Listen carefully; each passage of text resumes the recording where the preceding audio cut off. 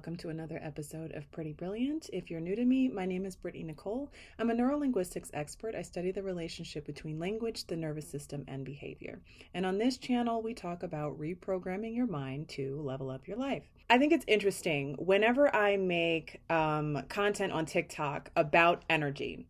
I attract people from the spiritual side of things. I attract people from the scientific side of things. And sometimes they be arguing in my comments. What I notice is that a lot of people are saying the same things and touching on the same concepts and having the same feelings and having the same ideas, but using different language. This is why neurolinguistics is interesting to me, because it's kind of an intersection of how people are using words and what those words mean to them. I am a giant nerd. Like, most of what I spend my time doing is learning. Even if it's not for work, I watch lectures for pleasure. That's my life. So my perspective is informed by various different things that I have studied, from neuroscience to quantum physics to somatic psychology to music, because I'm trying to understand the texture of reality and sound and waveform, spirituality, sexuality, electricity, quantum biology, meta patterns, metacognition, recursive thinking, systems thinking.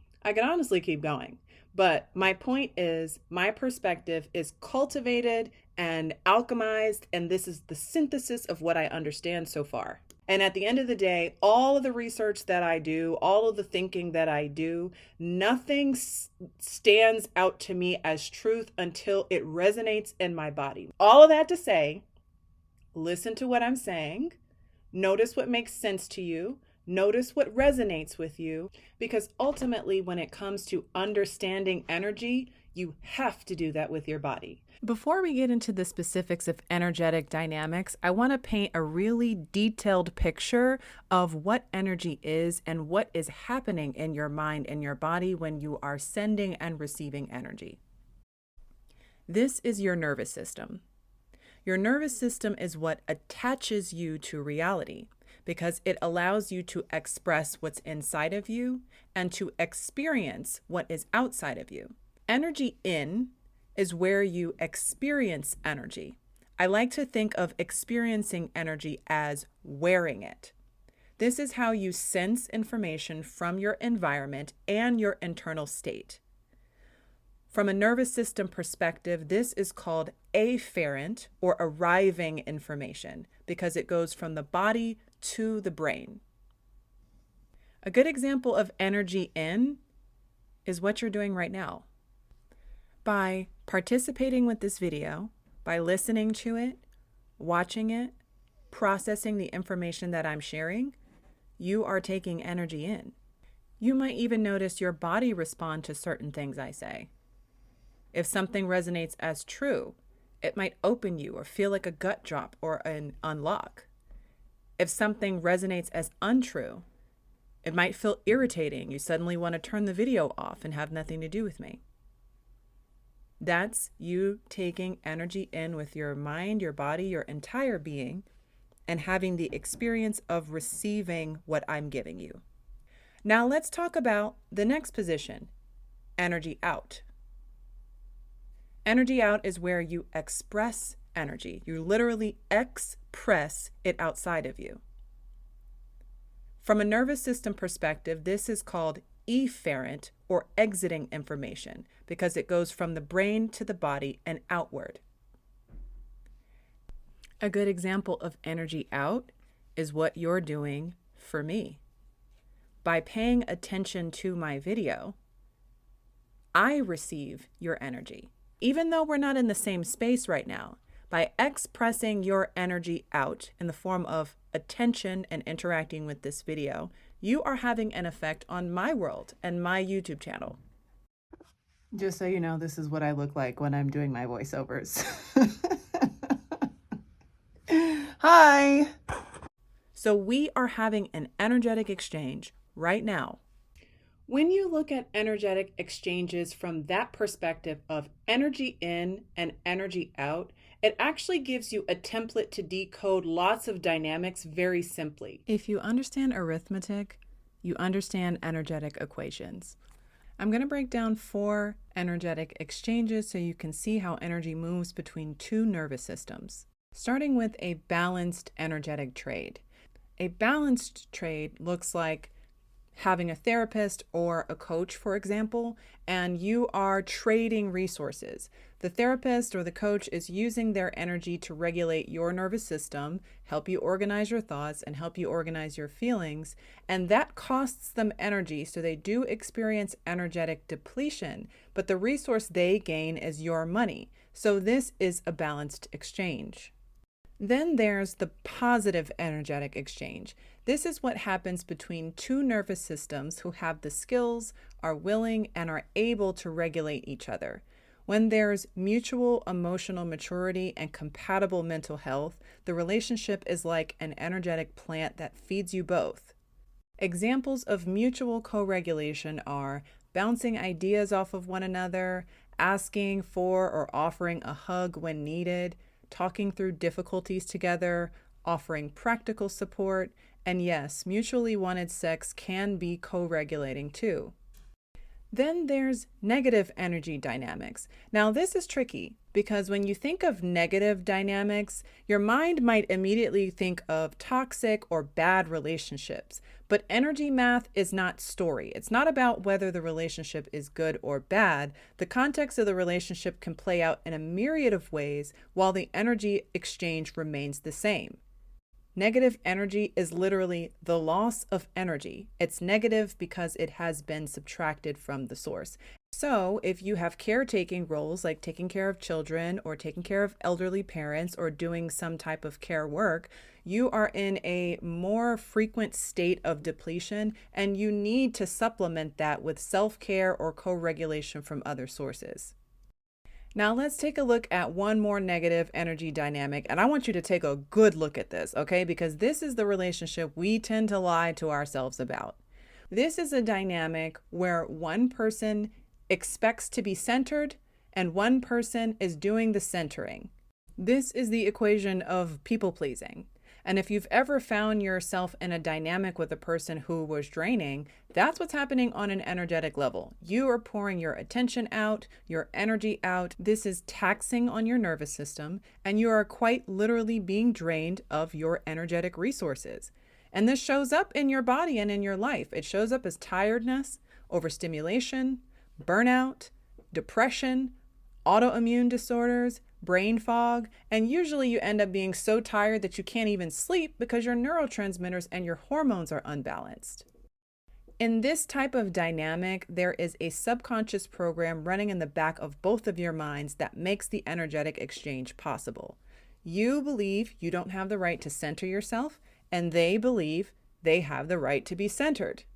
Your belief systems, and as a byproduct, your nervous systems, and as a byproduct, your actions are compatible in the worst way. This is why it sometimes feels like you're attracting these people into your life. You have a pattern toward centering them. They have a pattern toward being centered, and it's just a beautiful disaster. Without interrupting or supporting this pattern, you will end up drained. It's math. Ladies, I'm gonna make a generalization here, so forgive me for that. But in my experience, we are very, very guilty of decoding and overanalyzing relationships and trying to determine dynamics by looking at all the tiny little nuances. We tend to do this when we are trying to determine to keep a person in our life or not. Sometimes it's a toxic person that needs to go that you're attracted to. You know what I'm talking about. But we sit and we overanalyze and we tell ourselves stories about whether the relationship is worth our time. And often it's a very simple equation. Are you being energized or are you being depleted? So when we talk about negative and positive energy or healthy and unhealthy energetic dynamics, the question really is simple. Does the relationship offer you the opportunity to consistently be left with a surplus of energy? Or does the relationship offer you the opportunity to be consistently depleted of your energy? A surplus of energy is health promoting. Depleting energy, that depletes health. So it is unhealthy. Anything on top of that is story and context. And there may be nuance. And you can choose to stay in an unhealthy relationship if you want to. You can. I've done it. But just do it consciously.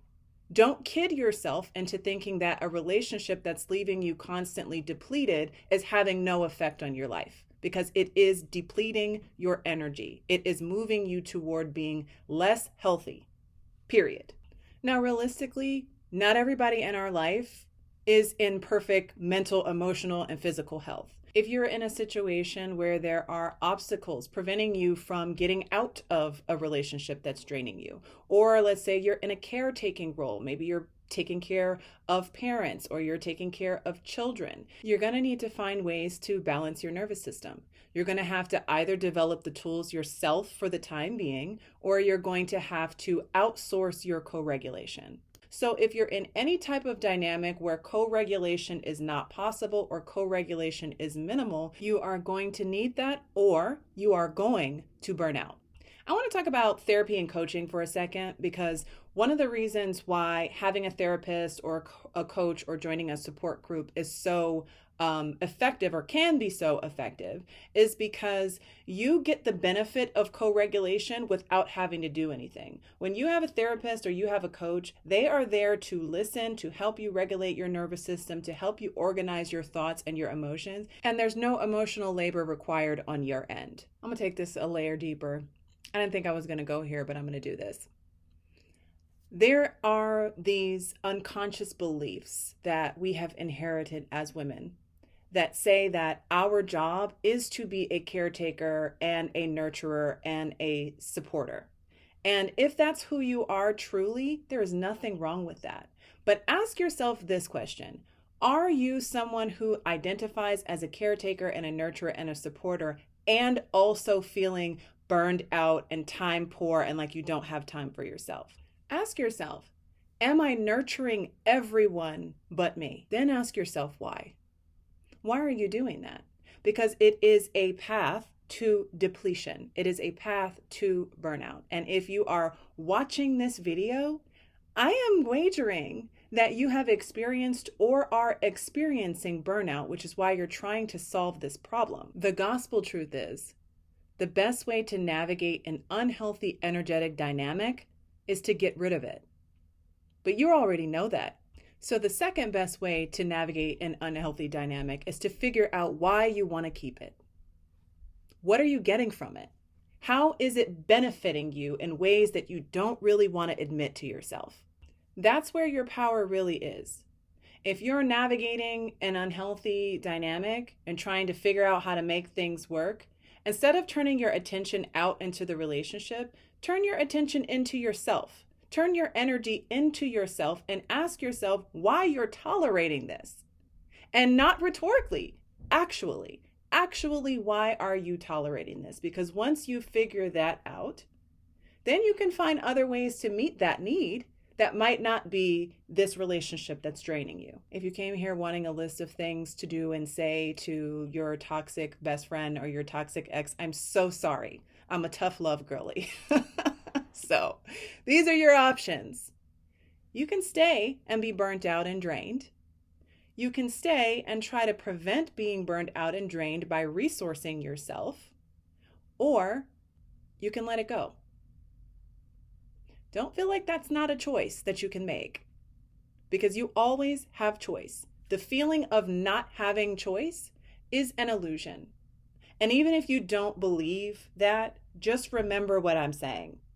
The feeling of not having choice is an illusion.